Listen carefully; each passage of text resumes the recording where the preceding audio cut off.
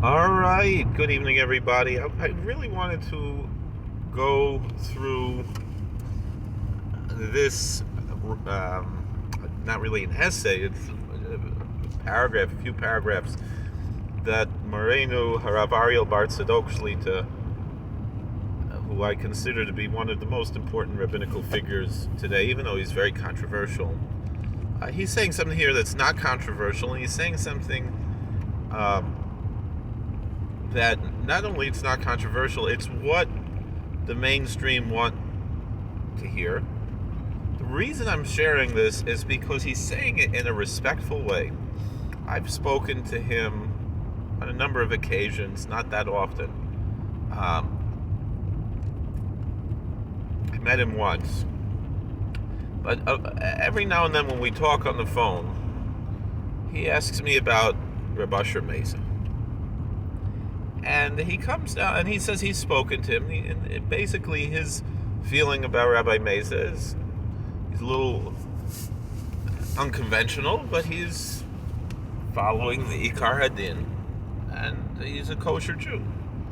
But he respectfully disagrees. He's very much against the way that Rabbi Mesa does things with conversions, but nonetheless, he does not vilify him and demonize him the way some of our friends here do.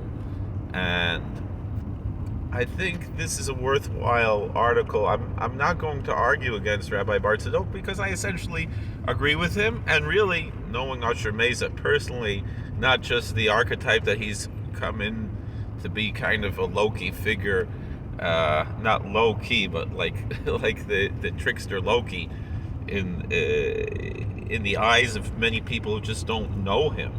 So some of my friends here who just don't know him personally, they don't know what he's all about, and so they have this imagined idea of Asher Mesa. And he's just a regular guy. He's very normal, down to earth. He's not a cult leader or anything like that. He's just someone who means L'Shem Shemayim. I disagree with him about Kabbalah, and I tell him that, and we get along, but I don't believe him to be a heretic. He's a Shomer Torah mitzvahs who goes generally by things that are makel because he feels that Ikar Hadin is what is halachic, and he's right about that. And Rabbi Bar Tzadok agrees with that also. He's expressed that he endorses, not that he is anyone or I'm anyone to endorse Moreno, Rav Yitzchak Abadi, who's truly one of the Gedolei Ador, even though again he's a controversial figure. But the truth is that when he says when it comes to Psak Halacha, when it comes to Hilchos Pesach, things like that, he follows Rav Abadi, as does one of my Rebbeim, Rabbi Jeffrey Siegel, who I really consider also to be one of the hidden Gedolim in the world today. Follows Rav Yitzchak Abadi, considers Rav Yitzchak Abadi to be the Posek Ador. And the truth is, when you learn Rav Yitzchak Abadi, you get the Ikar Hadin. Now, if you want to be more machmir, there's certain things Rav Yitzchak Abadi is machmir on, but he's famous for being mekel. I know Rabbi Siegel is consistent and with what Rav Yitzchak Abadi teaches, both his kulas and his chumras in general. He didn't talk about the more controversial issues about Safros, and Rabbi Siegel is a sofer, but he, discussed, these issues about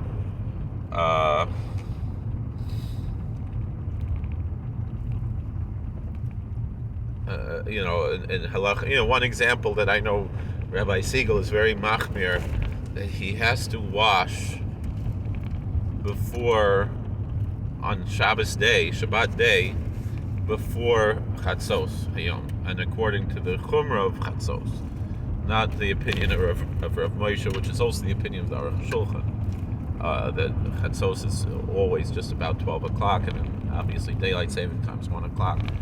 But so in the winter, sometimes Chatzos L'Chumrah, which is the Ikar Hadin, could be as early as 12:45, something like that. He wants to be done with davening and make kiddush, and not only eat mazonos, that he's not fasting, but actually wash. It's untenable for me to do that in my community when we have a minyan, especially sometimes we want to daven mincha right away. So what can I say? But what I'm saying is that there are different shitos in halacha and different approaches and things. I know Rabbi Siegel, he says that the Ikar Adin is by the Sfardim, but he said if you can't find a Sfardi posek, the only ones you can really trust are the Hungarians. But also he says a lot of the Sfardim have been, the way he understands is, brainwashed by Lakewood. The irony is that Rav Yitzchak Abadi learned in Lakewood and lived in Lakewood for a long time, but Rav Yitzchak Abadi says the Ikar Adin. He was a Talmud by Rav Aaron, so he was by the real Lakewood, Anyway, that's not really the point of what we're discussing here, but it is part of the issues of things that we want to talk about. And the thing is that I don't know if Rav Ariel Bar Tzadok really has a kesher with Rav Yitzchak Abadi the way that Rabbi Siegel does. Rabbi Siegel is a shtikla mechutin with the Abadi family. He's a mechutin with the Abadi family, not directly with Rav Yitzchak, but anyway, I feel that even though Rabbi Siegel very much, even though he kind of agrees with a lot of the things that Asher Meza says, he doesn't like him personally. I can say that he says that he's mamish chutz l'machane, very much against him. Ironically, he agrees with Asher Meza in the way that Rabbi Bar Tzadok is disagreeing here, and that's a fascinating little bit. And the thing is, it's a recognition of what we'll say colloquially, Elu ve'elu divrei Elokim Chaim. Rabbi Siegel pointed out, and the Samarov teaches this, and it's the fact. You don't need Rabbi Siegel, and you don't need the Samarov. It is what it is. That Elu ve'elu divrei Elokim Chaim really only applies by the Tanoim, even by the Amoraim already, meaning even already by the rabbis of the Talmud. We don't say Elu ve'elu, this and this is the word of living God, only by the rabbis of the Mishnah. But colloquially, we say that in the spirit of flexibility and open-mindedness, let's say, for the sake of which is something Rabbi Bar Tzadok is a big proponent of flexibility and open-mindedness within the realm of halacha. Now he's explaining why there are limits to that, and I think this is, that's something that he teaches very strongly, is how to find that balance between being true to who you are and being true to the Torah and being true to the truth while recognizing that the world is much more complicated than that.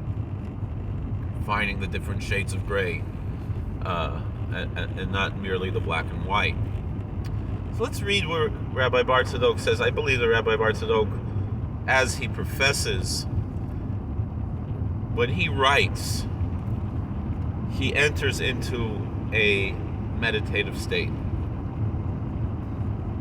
And so the words that come out come from a place that is a higher place. I'm not going to say it's prophetic, but it's al derech nevuah. He's from the his original yeshiva was called Yeshivas B'nei HaNeviim.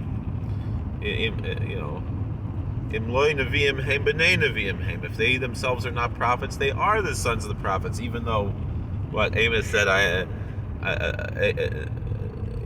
not a prophet nor the son of a prophet, but we are the sons of the prophets. And I know Isaiah is one of my ancestors. I have a family tree that goes back to the prophet Isaiah, and he's someone who I have a tremendous devotion to and love for. And so I myself am from the B'nei HaNeviim biologically, but the word B'nei Neviim really means the students. Talmidim Elu Habonim.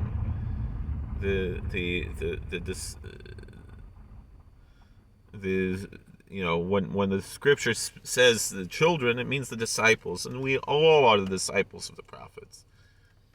So, with that in mind, let's read this because it's a very important article that Rabbi Bar Tzadok wrote, and I believe that he did receive it from a higher place, even if it's from within himself, but it's from his experience as a Ben Torah, as a Talmid Chacham. So let's read this. In a world of confusion and chaos, strong leadership is needed to guide the way. This is why the Torah-observant Orthodox rabbis of today have to be very strict with regards to all things Jewish. Regardless of our many voices, there is always a general consensus about important matters such as defining who is a Jew. There is no end of Jewish books in translation for people to read. This is very important. This is something I was taught in yeshiva. Such books will not make anyone a scholar, and certainly not a rabbi, or even a teacher.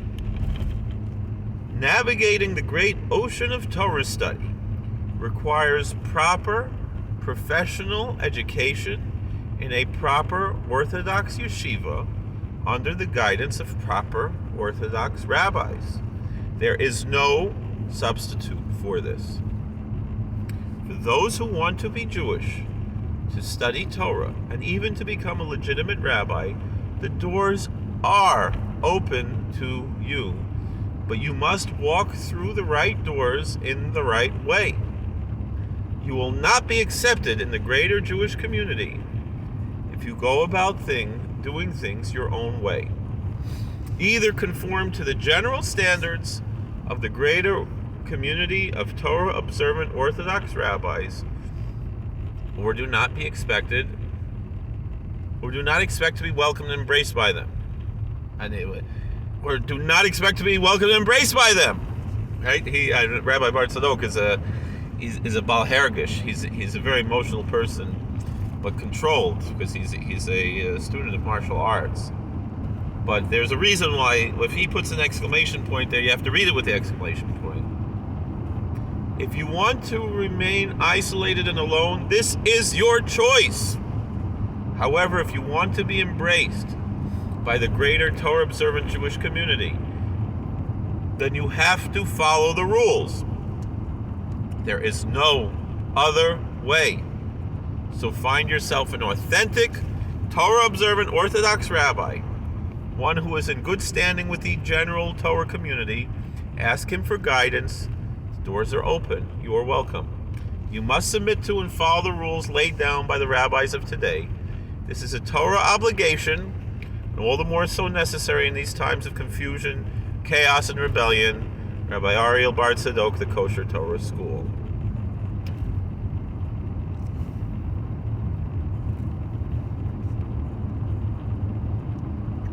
Now, I know Rabbi Bar Tzadok, Harav Bar Tzadok, would call him Harav Bar Tzadok. He's a Talmid Chacham.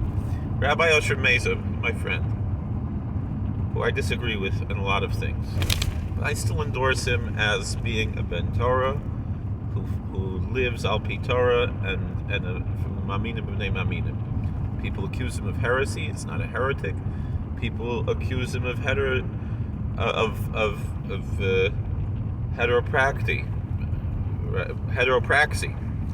and heterodoxy, and he is both orthodox and he's both orthodox and orthoprax. He is a makel, but he is orthodox and orthoprax, but he places emphasis on orthopraxy, which most Jews do. However, he is a makel.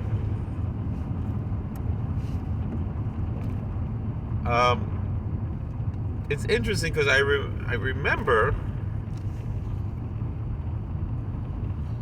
when I saw this article, there was something else that Rabbi Bar Tzadok said, and I think maybe I read it wrong, but my recollection was, which almost seems as if he might have changed it, is that once you have spent some time within the community, then you have the opportunity to essentially to start your own community, to go elsewhere. But until then, you cannot. I think maybe it's in his comments here, which I don't have reception here.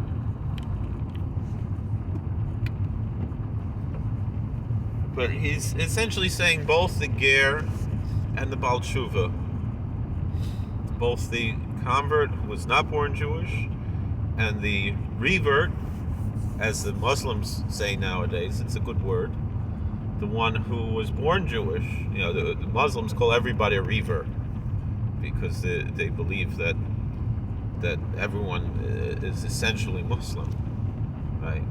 But that's not really what so. But for us, a convert, for Jews, a convert is someone who was not born Jewish, who joins the Jewish people, and the revert, the Baalei Teshuvah, the penitent, is the one who was born Jewish and comes back to his roots. Could be so. Usually, the word Baalei Teshuvah was somebody who grew up religious and left and came back. That was the classical use of the term.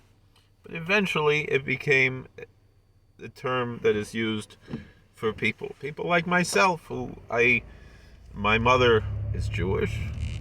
Her parents were Orthodox Jews. They might not have been the most perfectly observant, and neither am I. But they attended an Orthodox synagogue. My grandfather went to Minyan, davened 3 times a day. They kept kosher. Maybe a lenient type of kosher, but they kept kosher.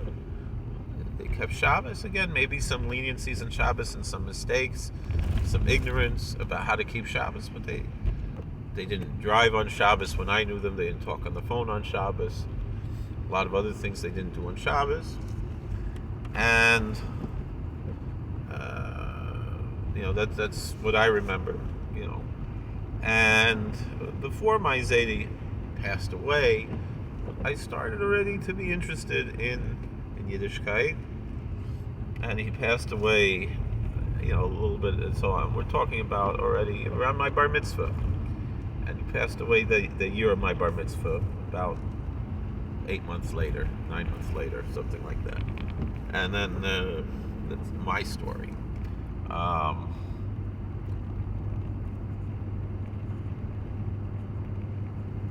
But I don't have reception here. That's why I can't open these comments. But you can find it on Facebook and whatever. I think Rabbi Bar Tzadok's feed is open to the public. I think even with the comments, if I'm not mistaken. He said something that both the ger and the Baalei Teshuvah he said even if halachically speaking, he was arguing with someone, even if halachically speaking, such a thing is halachic. Such a thing is even me'ikar hadin, which in kashrus he pushes for the ikar hadin, right? He doesn't. He says if you want to add all these stringencies that the Ashkenazim added, you do what you want, but you should know what the halacha is, right? And follow the halacha when it comes to Pesach and whatever else. Rabbi Siegel doesn't even give that choice. He says you should just do the ikar. Then I'm too Ashkenazi. It's too gekriegt in man Beine. It's too it's too much in my bone marrow that I cannot give up. And it would look kind of silly if I wear a shtreimel and white socks and I would eat machine matzah or gebrocks. The last day we eat gebrocks, but last day we don't eat machine matzah. I always wondered why that was. I'll be honest, this year I ate this Sephardi soft matzah on Pesach by the Seder. It wasn't that good, but I ate it. And another friend of mine in Williamsburg also ate it. But Rabbi Siegel endorses that particular hechsher, for the soft matzah, because you really need to know what you're doing. I know Rabbi Bar Tzadok makes his own soft matzah for Pesach. He's a big enough Talmid Chacham to do it himself. I would not do it myself, and I would not trust most people here to do it themselves. If you want soft matzah, you get it from softmatzah.com, because that's a good hechsher. Otherwise, don't try to make your own. I think Usher Meza tries to make his own. I would not. I wouldn't do that. Anyway, I don't think I'm going to eat it this year, because I didn't enjoy it. Anyway, the point that he was saying is that once you've already been into the community and then you want to go and move somewhere else and do your own thing, you've already built up, what you need to do that. And that's what Rabbi Bar Tzadok, he lives in the middle of nowhere, right? He lives in Tennessee, right? Not Tennessee is mamish in the middle of nowhere, but but he doesn't live in Memphis. I don't think he doesn't. I think he lives in Knoxville, and he wants to move out to rural Tennessee. I know he was living in Talico Hills for some time, and I think he wants to open a yeshiva or something in Talico Hills or somewhere else. He got some property. So he's not living in a frum community, right? He has, but he doesn't now. But he's a Talmid Chacham. He knows what he's doing, right? He can survive as a frum Jew in Knoxville, right? But let's see if the comments open. It looks like there's some. Oh, here we go. So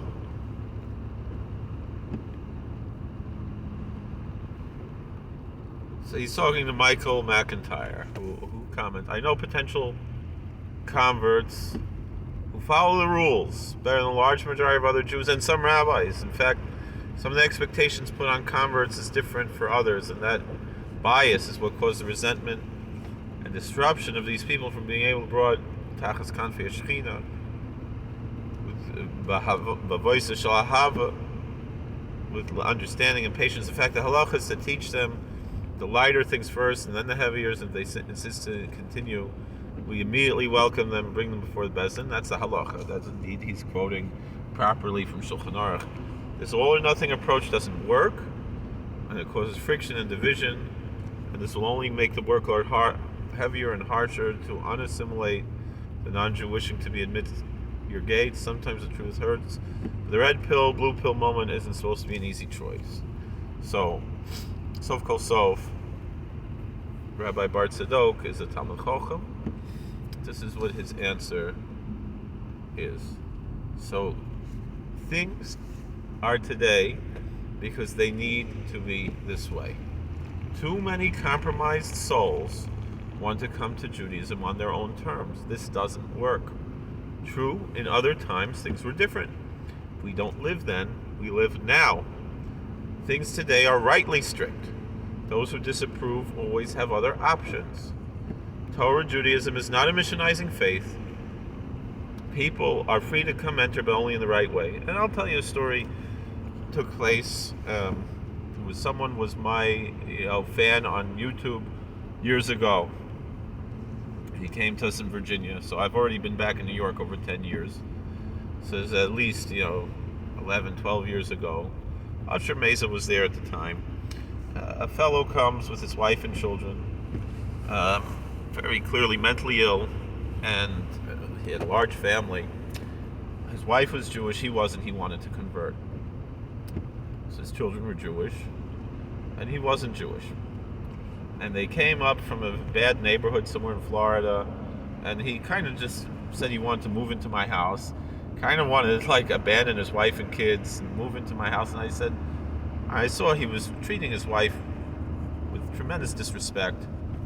My wife's sister was there, and she was very impressed that I kicked this guy out because he was showing disrespect to his wife, to his own wife. But there was another issue, was that he for example, there was a small example. He would say a bracha, Hamotzi lechem min haaretz, Amen. He would answer Amen to all of his own brachas. And Chazal say that someone who answers Amen to his own brachas, Hari zeh bor, it's a foolish, boorish thing to do. It's a wrong thing to do, unless it's a series of brachas, and so it's the last one in a series. So by the Ashkenazim, the only one they really do this is by benching after Bnei Yerushalayim, to show that the next bracha, Tova Meitiv, is a separate bracha, that the fourth bracha was added later. And so therefore, by Bnei Yerushalayim, by Bnei Yerushalayim, Amen. Bnei Barachim of Yerushalayim, Amen, different minhagim, whether it's say Bnei Yerushalayim, Bnei Barachim of Yerushalayim. But anyway, Mamanav Shach, you say Amen after that, either way. By the Sfardim, they do that by every set of brachas. So Yishtabach is a hemshech, it's a continuation from Baruch Shamar, and then you say all the Sukkot Zimra, and then you end with Yishtabach. So at the end of Yishtabach, you say Amen.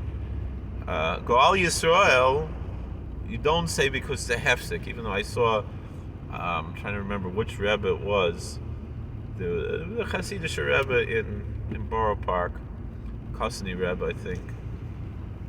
He said Amen after Goal Yisrael before Shemoneh Esrei. There are shitas like that, but generally we don't do that because it's a hefsek, even though it really isn't. Shomer Amo Yisrael Load or Shomer Es Amo Yisrael Load. Amen. Svardim say that Hamvorech Amo Yisrael Bas Shalom Amen. The end of Shemoneh Esrei. These other examples. So I told this guy, the only time you say Amen to your own brachas is if it's at the end of a series of brachas. But if it's not the end of a series of brachas, just an individual bracha, you do not say Amen to your own bracha. You only say Amen when you hear someone else reciting the bracha. Then you say Amen. Amen. For those who speak English. Or Amen. Depends on, and it's not a woman. It's not a man and a woman, right? And it wouldn't be a woman, it would be a women. That doesn't make sense. So anyway,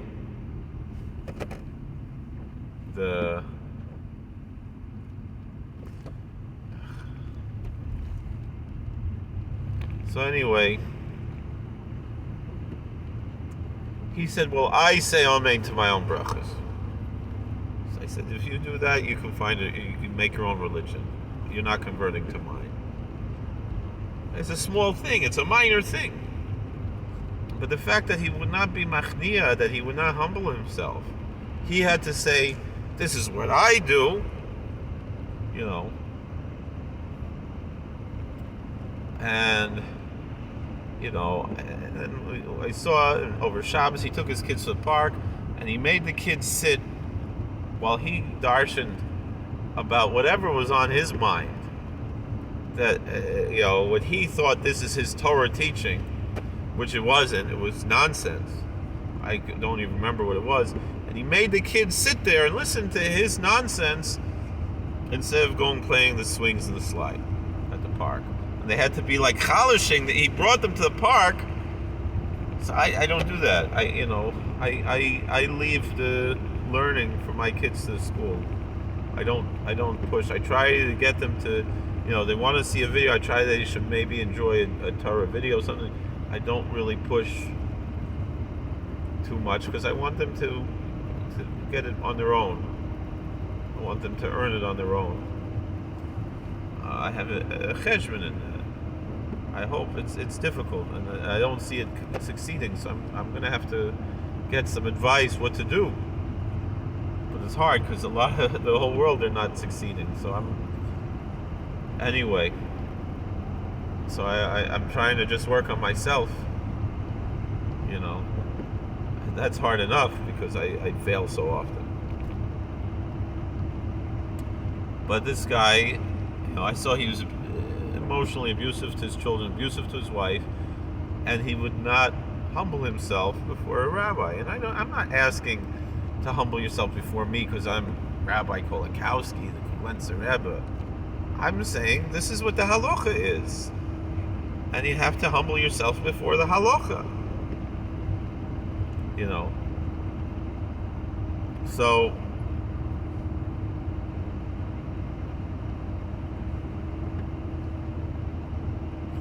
Rabbi Bar Tzadok answers, this is wisdom. Is it necessarily halacha?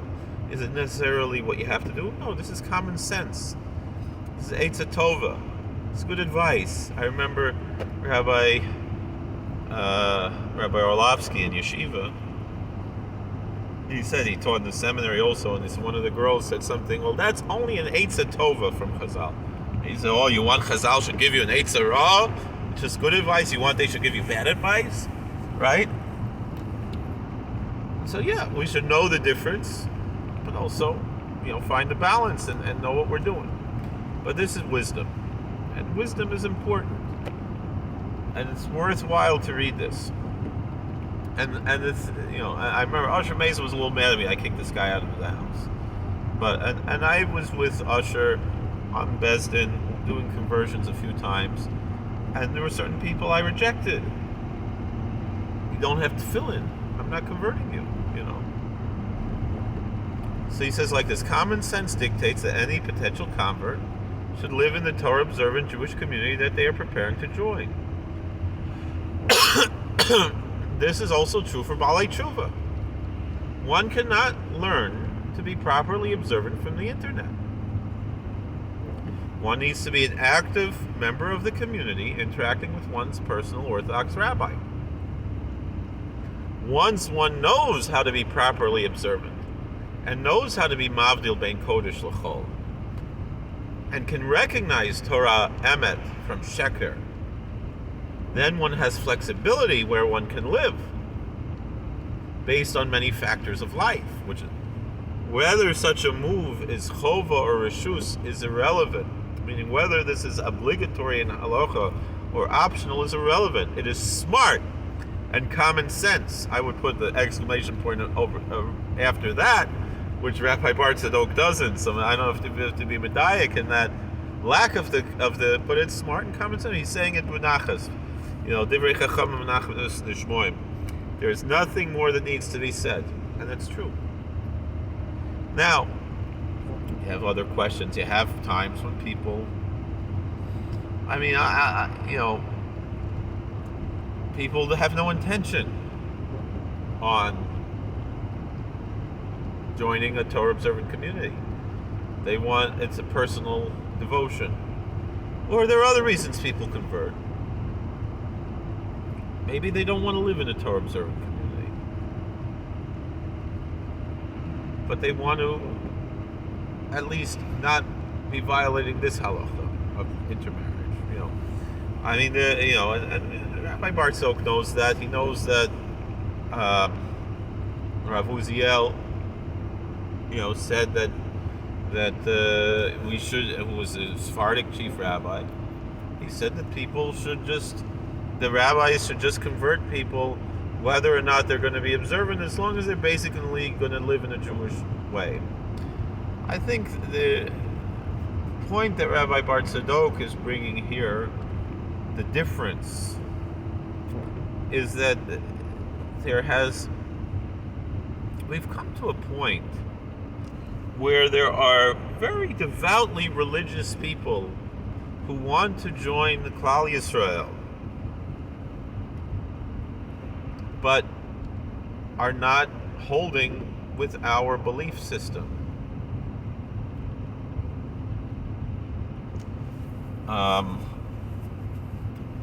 And like in the previous, let's just read more what he's saying. Such a standard is a test to see whether or not one is sincere about joining the Jewish community. Those that do are welcome with open arms. As for others who cannot uphold the halacha or seek to compromise it for convenience, best they do not convert and join the community. You're right about one thing. We have enough rotten apples in our midst. We certainly do not need any more. The Gerim that I know and interact with are all sincerely Yirat Shamayim and Shomer Mitzvot. In many cases, the problems within the Frum communities hurt them even more deeply than those born Jewish. And Rabbi Bar Tzadok has no qualms about complaining about the problems in the Orthodox Jewish communities, and he himself chooses not to live within them. And he's correct. The Gerim sometimes are more hurt by these things. I mean, our friend here, who we argue with a lot, but with love, and I gave him Toichocha because I love him and I care about him. Reuven Teller. I'll call him Rabbi also. If Asher Meis is a rabbi, Reuven Teller is also a rabbi. But he should know better than to go after Yaron Reuven and Yossi Mizrahi. Those guys are, Rabbi Bar Tzadok has no qualms about saying that they are bad news. They are dangerous. And Reuven Teller, who goes to real tzaddikim, who goes to, Reb Tadra Silver, who's tzaddik Yesod Olam, and if he's a Kanoi, he's a Kanoi because he came from the Kanoisha background. He knows what he's talking about, But I know a lot of people don't like his personality. I love Reb Aaron Teitelbaum.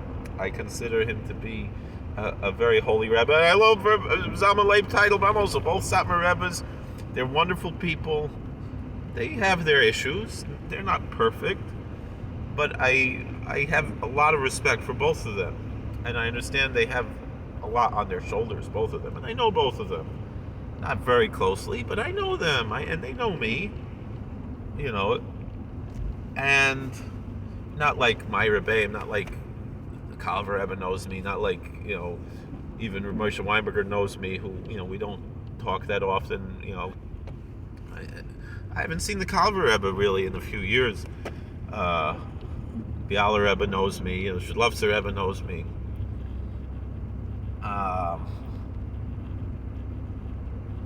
Rabbi Oldbaum knows me, but him the roof. Anyway,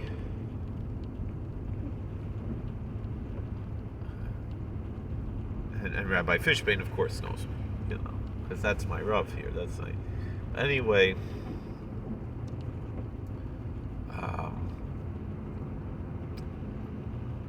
Reuven Teller, he's hurt by what he sees in the Frum community, and not just what he is upset about, the people that he disagrees with, but people within the Hasidic community. He's very upset about a lot of things, and his neshama is crying out, things should be better. I saw something very interesting today, though. It was a Mormon apologist was quoting C.S. Lewis, who is not a Mormon, right? And C.S. Lewis was a Protestant. I think he was Anglican. And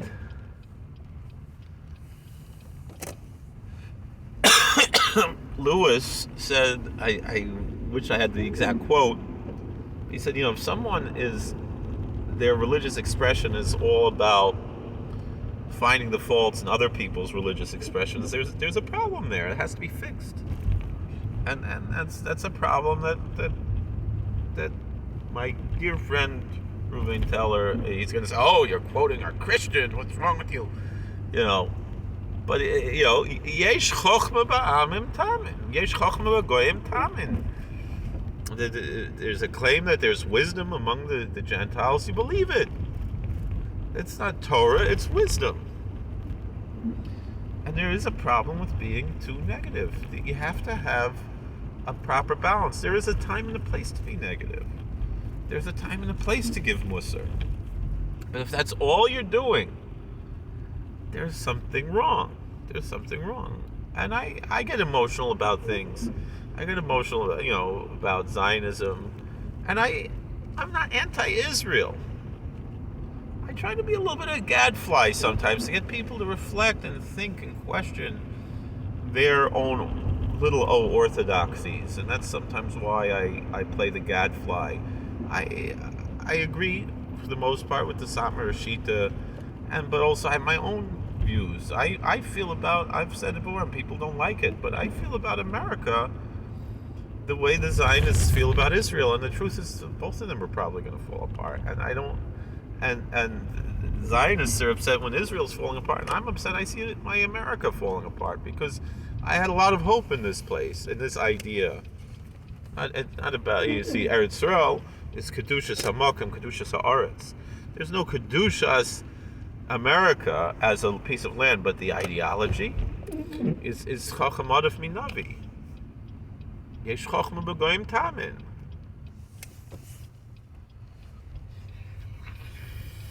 So anyway,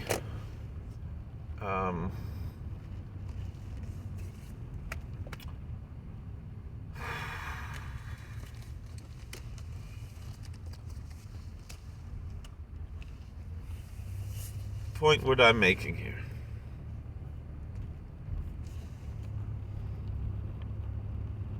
is that,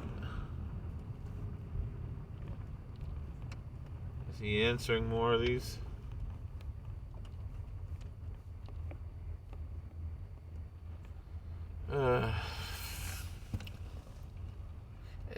The issue that we're talking about here is, do you have to live in an Orthodox community before you convert? No. But should you? Yes. If you want to be part of that community, you want to accept that community. Some people don't. Some people, I'll tell you, if someone wants to join a conservative community, but they get an Orthodox conversion, it's probably in their favor that they have the Orthodox conversion. But some people say no. But the big problem we have now are the missionaries and the Messianics and the Judaizers. Now I know, again, it's not an issue about Ikar Adin, because yes, Ikar Adin, you want to say that somebody who doesn't believe that Jesus is God, he only believes he's a Messiah, he's okay. Rabbi Bar Tzadok has played both sides of this, and he's saying, all right, so maybe Ikar Adin, you want to say that? You're wrong, but you're not a heretic. You're just wrong and it's stupid. And it's the same thing with the Lubavitcher Rebbe, same thing with all of these things. But there's problems, because if someone is infiltrating the Jewish community and either did not convert or they did convert, and they have, like here, you have Elia Chalbila, he went to the mikveh, but and there were people there. He didn't have a Tovas Dam. He wanted for Lozich of the Rambam, B'diavad. Mistama, that Kedushin was Chal. B'diavad, Meikar did something, but he has to make a Gir L'chumra. He has to make a Tovas Dam. He has to go to the mikveh again. Has to make Kabbalah's HaMitzvahs. But it's a shaila that maybe the Kedushin may have been Chal, according to the Shittas Rambam. And so, but he is a Mammon. His ideology, he wants to follow Torah. He's not a secret Muslim. He's not a secret Christian. He wants Judaism 100%. The issue is, he was dishonest, so now we have to be choshed him a little bit. And so it'll take some time but he's working with a Bezdin. He's gonna work it out. But he did things the wrong way the first time. Now he's trying to do things the right way. When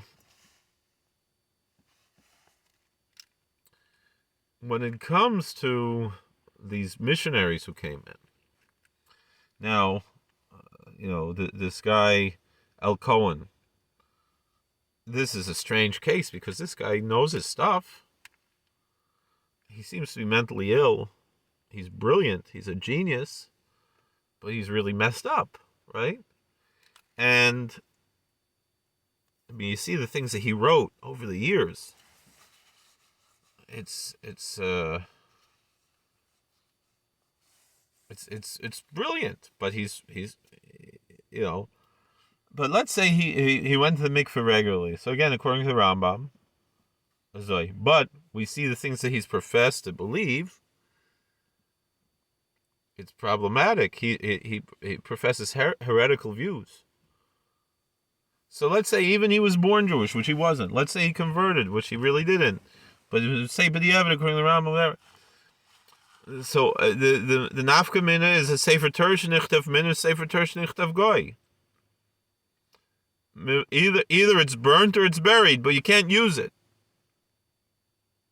because he's either a goy or a min. If he's a goy, if he's a Gentile, so the sefer Torah is buried. If he's a min, if he's a Jewish heretic, the sefer Torah is burned with God's names and everything. Because he's a Jewish idolater, he's a Jewish apostate. It's very difficult to say. But we follow whatever psak, whatever community. But Mimanav Shach, we got to get rid of them. And everything has to be done over again. Anything, he was Eid Kedushin, all these things. And then they found the other community, someone Dawson, they changed their name to Isaacson, and Phoenix. And they're working with the Rabbi Amenov from Bukharian community. Usually the Bukharians, they don't go for this stuff.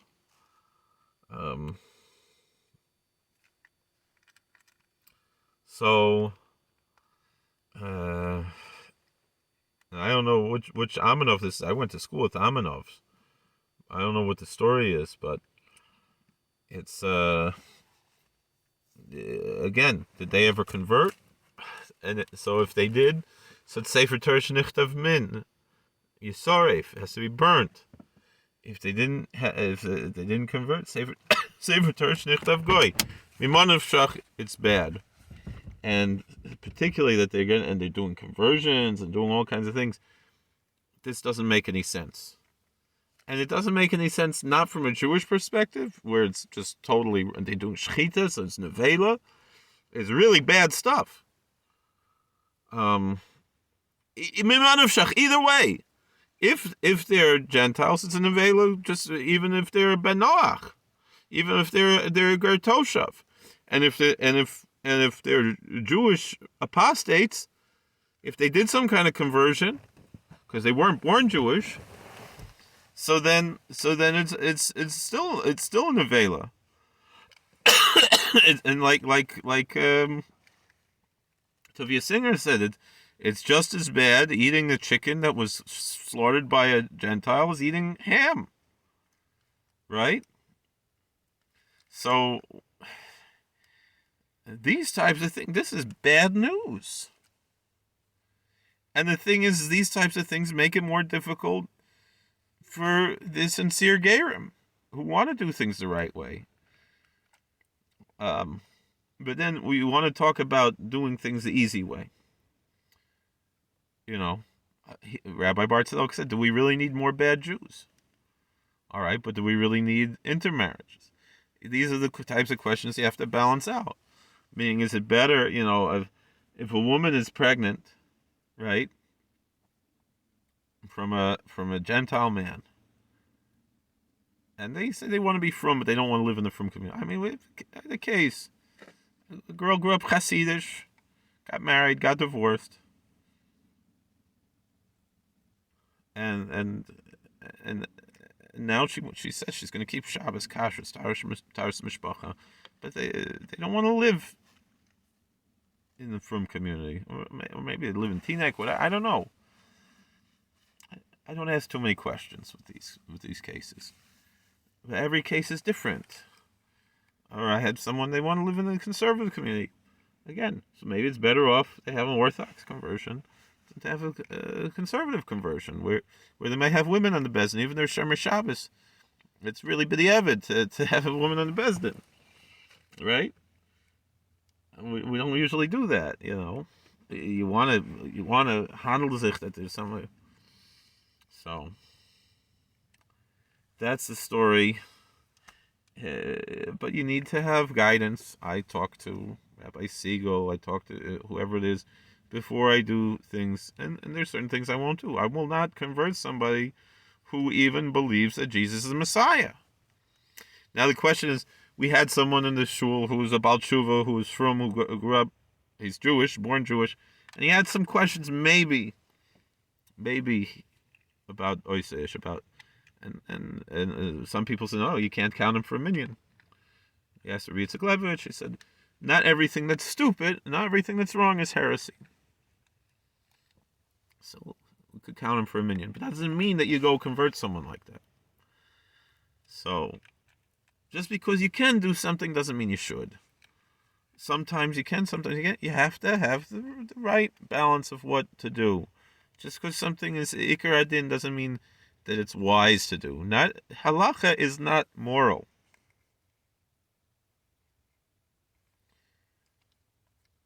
Chazal make it clear that they expect a level of morality that is beyond that, Meshuras Adin, Lifnei Meshuras Adin, Lifnei Meshuras Adin. It's not just about Ikar Adin. There has to be a balance of wisdom and of ethics and morality, which I know Rav Asher Meza is big into ethics and morality. That's something very important to him, and wisdom. But he feels that he's doing this. He doesn't want to do it. He wants the communities to be more welcoming of Gerim, which they should be, and I think they are now. I think he did make a difference because there is much more of an open-mindedness to be Makabel Gerim now than there was even 5 years ago. So these are the types of things to talk about. I've already rambled on for close to an hour. Thank you for watching. God bless. Please like, share, and subscribe. I wonder what else,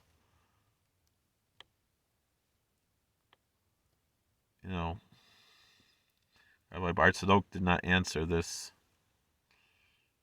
This is these types of questions. This is, how do we guarantee Orthodox and traditional Judaism and ancient religion? Lack of. If I start having caught a squid, I think as Jews we take the authentic Judaism way too seriously. Take a syncretic view of faith and spirituality.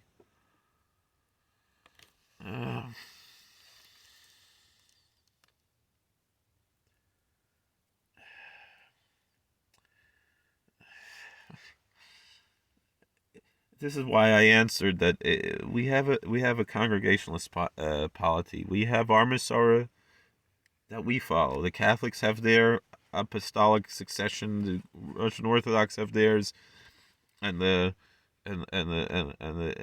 Anglicans have theirs, and the Lutherans have theirs, and then the Mormons made up their own thing. But now they have theirs, and now it exists as it exists, even if it started 200 years ago. It's it is what it is. Thank you for watching. God bless. Please like, share, and subscribe. Comment. I gotta go inside.